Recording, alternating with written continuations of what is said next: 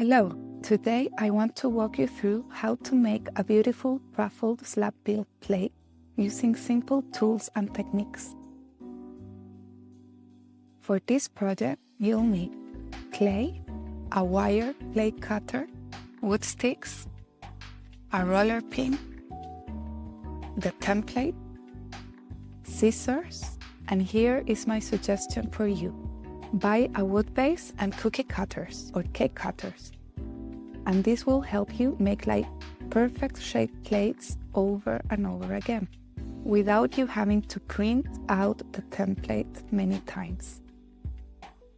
You're also going to need a foam for pressing the wood into the clay, water, a sponge, canvas fabric to work over it, a rip tool, and a clay knife. If you're using the template, simply print them at 100% scale. Once printed, carefully cut out the template pieces. Okay, so now we're going to prepare our clay slabs. Let's roll out our slab of clay. If you don't have a slab roller, you can use wood sticks about 1/4 inch thick as guide to ensure an even thickness. My best advice for making good slabs is to work the clay slowly. Don't press too hard in one area, and ideally go from the middle of the clay up and then down.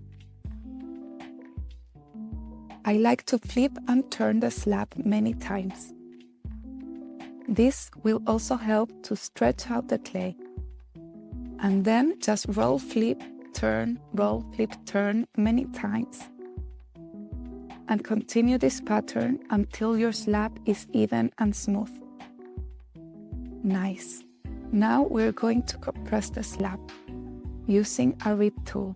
Any rip will work. You will also remove any texture.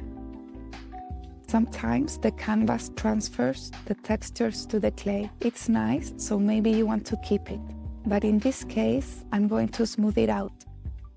Now, lay your template or cookie cutter on the slab and carefully cut out around it. Take your time to ensure thin edges. With the cookie cutter, it's like very straightforward. And this is where the magic happens. Place your cut clay over the foam, and then gently press your wood base into the center. The foam allows the plate to create those beautiful organic ruffles around the edges as it's pressed. And ta-da! You've created a lovely ruffled plate shape with minimal effort. To avoid an uneven base, I highly recommend drying your plate slowly. I first slip the plate over the foam for a few hours, covered in plastic.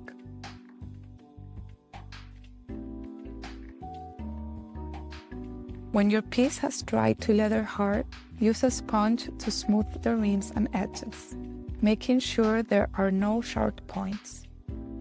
After smoothing out the piece, I like to dry over a rag. This allows air to come up evenly around the plate.